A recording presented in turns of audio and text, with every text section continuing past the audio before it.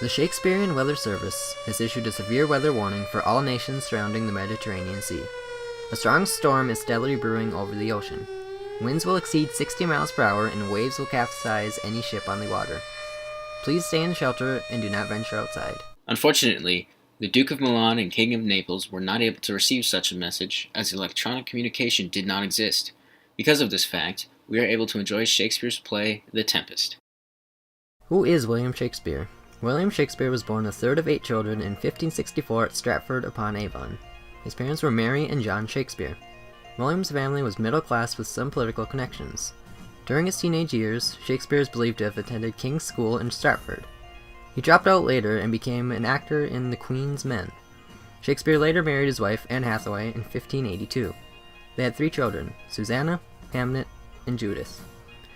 Shakespeare was first popularized as a poet before he began playwriting. However, the first play he wrote was Henry VI, written around 1590.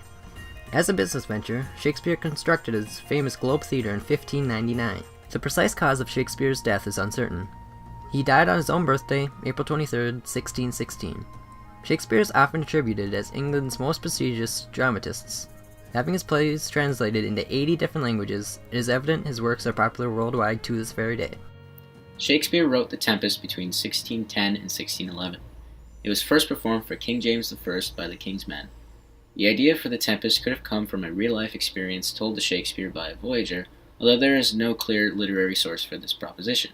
Many scholars believe that The Tempest was written as Shakespeare's farewell play. Some have also noted the character Prospero as a stand-in for Shakespeare himself because of the parallels between the character and Shakespeare. For instance, Prospero exhibits strong control over the plot of the story. He ultimately guides all the characters to a final confrontation. Prospero's control of the story mirrors how Shakespeare's influence controls over the characters and story he produced. In the epilogue, Prospero even directly addresses the audience. We will be performing Act 1, Scene 2 of The Tempest. The scene before us section introduces a handful of characters traveling through an ocean storm. Many characters are on board the ship and have wronged the mighty Prospero, who is the protagonist, ex-Duke of Milan, and Grand Wizard. There are a few notable antagonists aboard the ship, Antonio and Alonso. Antonio is the wicked brother of Prospero. Antonio stole his brother's throne and is the current Duke of Milan.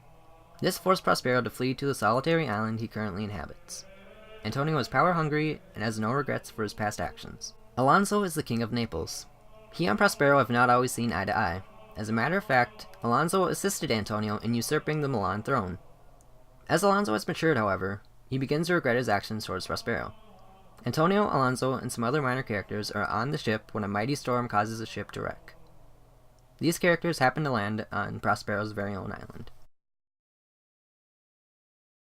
If by your art, my dearest father, you have put the wild waters in this roar, allay them.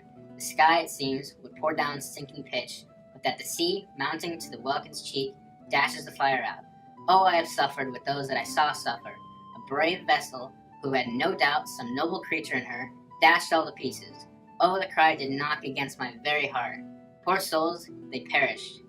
Had I been any god of power, I would have sunk the sea within the earth, or ere it should the good ship so have swallowed, and the frothing souls within her. Be collected, no more amazement. Tell your pious heart, there is no harm done.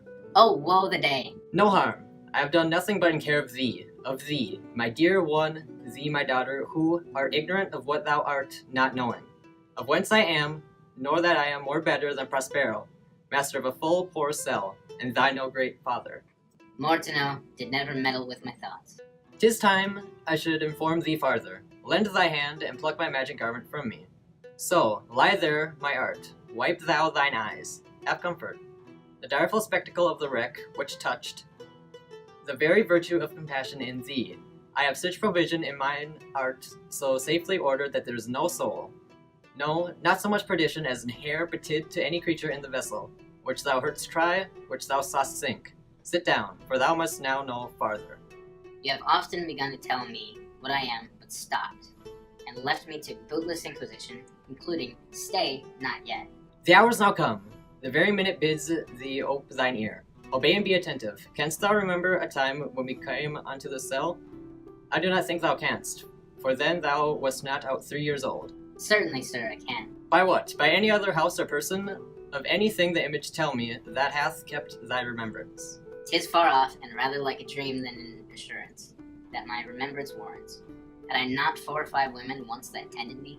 Thou hadst, and more, Miranda. But how is it that this lives in thy mind? What seest thou else in the dark backwood and abysm of time?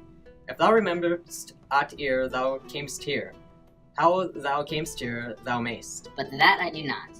12 years since, Miranda, 12 years since, thy father was the Duke of Milan and a prince of power.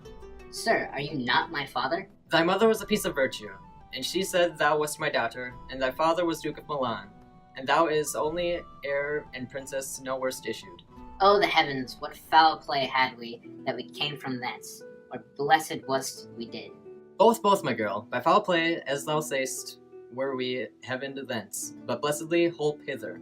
Oh, my heart bleeds to think of the teen that I have turned you to, which is from my remembrance.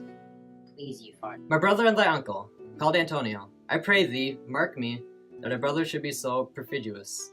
He whom next thyself of all the world I loved, and put him the manage of my state, as at that time, through all the signories, it was the first and Prospero the prime duke being so reputed.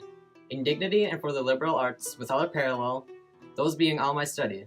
The government I cast upon my brother, and to my state grew stranger, being transported, and wrapped into secret studies.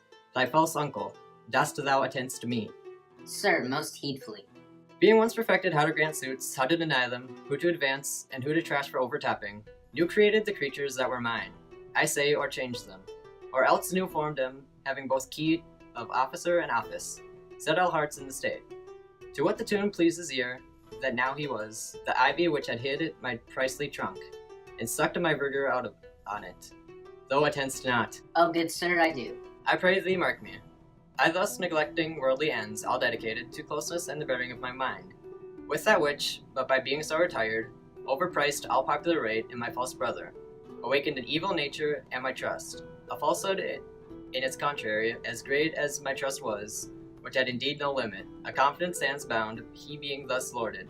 Not only with that was my revenue yielded, but with my power might else exact, like one who having into truth, by telling of it, made such sinner of his memory. To credit his own lie, he did believe he was indeed the Duke out of substitution, and executing the outward face of royalty with all prerogative, hence his ambition growing. Dost thou hear? Your tale, sir, would cure deafness. To have no screen between this part he played, and him he played it for. His needs will be absolute Milan. Me, poor man, my library was dukedom large enough, of temporal royalties. He now thinks of me as incapable. Confederates, so dry he was for sway, with the king of Naples. To give him annual tribute, to do him homage, subject his coronet to his crown, and bend the dukedom, yet unbowed. Alas, poor Milan, to most ignorable stooping. Oh, the heavens! Mark his condition and the event, then tell me, if this might be a brother. I should sin to think but nobly of my grandmother. Good wombs have borne bad sons.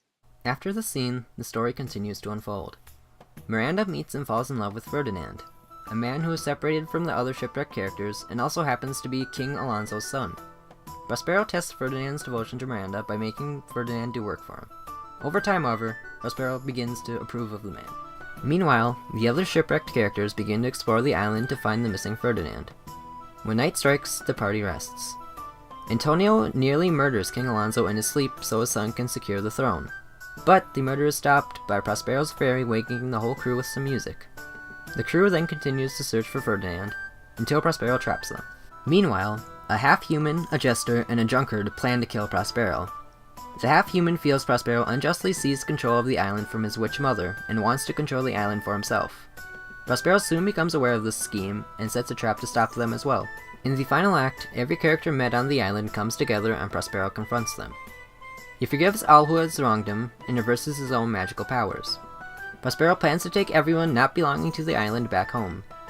Also, Miranda and Ferdinand plan to get married to unite the once opposing kingdoms. There are many themes present throughout The Tempest. The main theme is the pursuit of power. Throughout the play, it is evident that the primary motive for all the characters is power. Prospero ultimately wants to regain his throne. Antonio's thirst for power caused him to overthrow his own brother. The half-human wanted to regain control of his mother's island. Additionally, The Tempest promotes the act of colonialism. During this time, England was beginning to colonize foreign lands. In The Tempest, Prospero takes control of the island from its natives and exploits magical creatures to do his bidding.